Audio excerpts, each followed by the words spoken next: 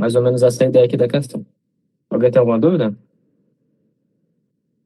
Se tiver, a gente continua aqui. Próxima questão é a minha. A questão 5.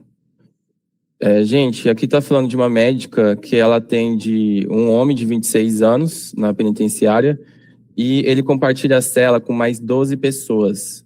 Aí ele tem queixa de prurido cutâneo há 2 dias, com piora no período noturno. Gente, sempre que vocês forem ver paciente que é privado de liberdade, vocês têm que pensar em pacientes com suspeitas de doenças infecciosas nesse espectro. Então, a gente pode pensar em tuberculose, em pneumonia, pediculose, escabiose. Então, aqui está falando de um prurido cutâneo há 2 dias. Ela identifica pápulas eritematosas com escoriações da região de prega, em braços e em região posterior de joelhos. Isso aqui me fala muito a favor de túneis escabióticos, que é aquela doença do ácaro, que ele causa a famosa sarna, entende? Então, vamos para a alternativa. Alternativa A, está falando assim, tem que fazer uma restrição de visitas aos detentos e isolamento dos casos. Gente, a gente não trata escabiose fazendo isolamento dos pacientes, dos detentos, nas celas. Deixa eu ver. Ah, minha câmera está desligada. Tá me vendo? Aí. A gente não trata o paciente só isolando os detentos, até porque a gente tem um problema carcerário, né? Que a gente não vai conseguir isolar os detentos de lá. E tá falando também de ivermectina 6 miligramas, repetindo em 15 dias para todos a cela. Aqui tá ok, mas ela não tá completa, porque não adianta só fazer isolamento dos pacientes. Alternativa B, tá falando de isolamento de caso na enfermaria, também tá errado. E aqui fala de lavagem frequente de roupas de cama, de banho e vestuário com água quente, pelo menos a 30 graus. Tá errado, porque tem que fazer de 55 a 60 graus a exposição de água quente e também de fazer exposição solar dessas roupas, roupa de cama também. E fala de uso de spray inseticidas e fumigantes. Isso aqui não é o suficiente para tratar a escabiose, gente. Então, a alternativa A e B está incorreta. Alternativa C, está falando de palestras educativas. Isso aqui é uma palavra muito negativa no INEP. O INEP não gosta dessa palavra, tá? Eles gostam de colocar essas palavras em alguns enunciados, em alternativas, mas sempre que você for ver, na maioria dos casos, tá errada, tá? Palestras, aulas, discurso, isso fala contra a alternativa, tá? O que eles mais gostam, que eu quero que vocês associam sempre, é roda de conversa, tá? É o que eles mais gostam de associar, colocar a alternativa correta. Sempre associa as palavras-chave nas suas questões. Está falando de uso de fluconazol. Está totalmente errada. Não se usa antifúngico para combater ácaro. E a alternativa D está falando de incremento da frequência de limpeza geral da unidade, higienização adequada das roupas de uso pessoal, correto, da cama e de banho. Uso de ivermectina 6 miligramas e repetindo em 15 dias para todos da cela. Aqui está correto essa alternativa.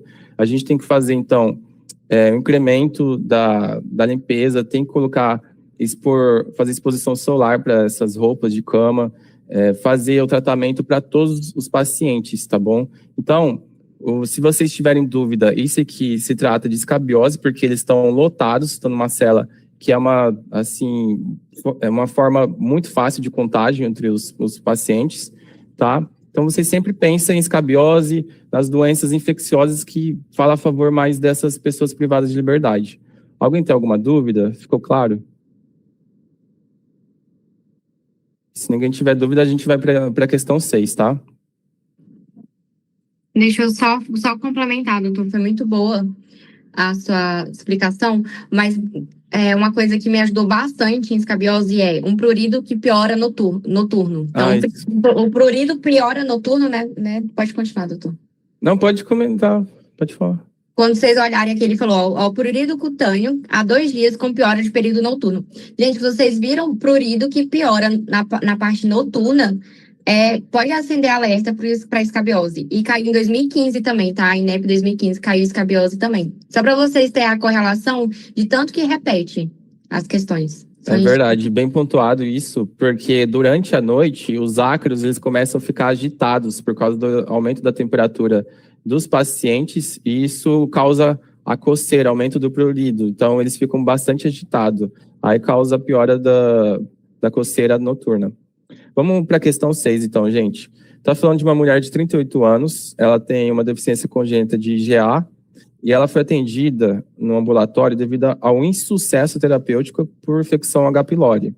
Ela tem úlcera duodenal, já foi prescrito omeprazol, amoxicilina e claritromicina.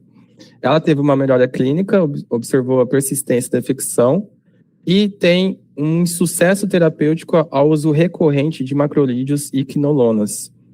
Gente, se está falando de insucesso terapêutico, de uso de macrolídeos e quinolonas, vocês têm que já pensar que esses fármacos já não estão fazendo mais efeito na paciente. Então, tudo que tiver na alternativa constando essa classe de fármaco, você já descarta. Então, aqui é muito fácil, a gente só vai por eliminação. Então, vamos começar. Alternativa A, está falando de pantoprazol, está excelente, um ótimo inibidor de bomba de prótons. Está falando de amoxicilina, está ok. Mas está falando de levofloxacino. Levofloxacino, ele é uma quinolona. Então, a gente já descarta essa alternativa A. Alternativa B, está falando de omeprazol, correto. Mas está falando de claritromicina e levofloxacino. Claritromicina é um macrolídeo. Então, dá um insucesso terapêutico, então já não pode associar ele, nem o levofloxacino, a gente já descarta. Alternativa D, de dado, está falando de pantoprazol, uso de bismuto, que é excelente. O bismuto, ele ajuda na proteção da parede gástrica e ele é um anti-inflamatório, gente. Então, ele é muito bom nesse caso. Está falando de furazolidona e levofloxacino. De novo, repetiu, uma quinolona. Então, a gente já descarta a alternativa D também. Alternativa C, está falando de omeprazol, bismuto, doxy e metronidazol. Gente, isso aqui, a gente só foi por eliminação, só sobrou a alternativa C, então essa é a correta. Muito fácil. Alguém quer comentar alguma coisa? Galera, aqui é uma questão que ela é básica também em provas. Toda vez que a gente estiver lendo e for tratamento de Bacter pylori, a gente pensa em 3 principais medicamentos, que é o que cai na nossa prova. Beleza? Que são quais? É o cão, é o lão e o MOBD. Ok? Isso aqui é tratamento de primeira, segunda e terceira linha. Tá certo? Então, o que é o cão? O cão é o omeprazol, né? Amoxi e Clarita. Aqui é meu tratamento de primeira linha, né? Que, porventura, foi o tratamento que ela fez. Tá certo? Qual que é meu tratamento de segunda linha? Fiz a primeira, não resolveu, eu passo para a segunda linha, né? Eu vou substituir a Clarito por levofloxacina. Então, vai ser omeprazol, né? Amox e levo. Tá certo? Tratamento de segunda linha. Não resolveu, teve resistência do tratamento, por exemplo, a gente lança a mão do terceiro, que é o MOBD, né? Metronidazol, omeprazol, ok? O bismuto e a doxiciclina, tá certo? Tratamento de terceira linha. Esses 3 tratamentos aqui a gente sim ou sim tem que saber, galera. Sim ou sim tem que saber. Você que cai em prova e é recorrente em prova, né? Essa prova de 2025.1 foi uma das primeiras vezes que caiu o tratamento de terceira linha, que envolvia o bismuto, tá bom? Vocês vão vendo aqui nas provas anteriores, quando a gente passar os simulados para vocês, aí muito tratamento de primeira e no máximo segunda linha. Agora em 2025, né? Do ano passado, caiu agora o tratamento de terceira linha, que é o MOBD, tá certo? Mais tratamento para Bacter pylori, primeira, segunda e terceira linha. Pegou esses 3 tratamentos aqui, acabou. Você vai acertar qualquer questão que você faça do Revalida, ok? Isso aqui é um ponto importantíssimo, um tema muito importante. Isso aí tem que decorar, dá para fazer até um post-it dessas técnicas mnemônicas, que é muito bom. Exato. Gente, e geralmente a H. pylori, ela está associada também com a úlcera gástrica. Principalmente, eu tinha lembrado da questão 1, que falava sobre a úlcera gástrica, que é assim, gente, caso vocês não saibam, o uso crônico de AINE faz cortar o COX-1. E o COX-1, ele libera prostaglandinas, tá? A prostaglandina, ela libera mucobicarbonato que protege a parede gástrica, tá? Então, quando tem um uso crônico de anti-inflamatório, que pode estar associado com a H. pylori, ela corta o COX e para de proteger, tá? Então, causa a úlcera gástrica no paciente, que posteriormente pode causar uma H. pylori. Aí tem que entrar com esses 3 grupos de fármacos que o Dr. Jonathan pontuou aí pra gente. Exatamente. E aqui, galera, aqui é conteúdo importantíssimo. A probabilidade de você cair na sua prova é 60% a 70%. Entendeu? Então, aqui tem que saber esse tratamento aqui. Primeira, segunda e terceira linha. Tem que saber.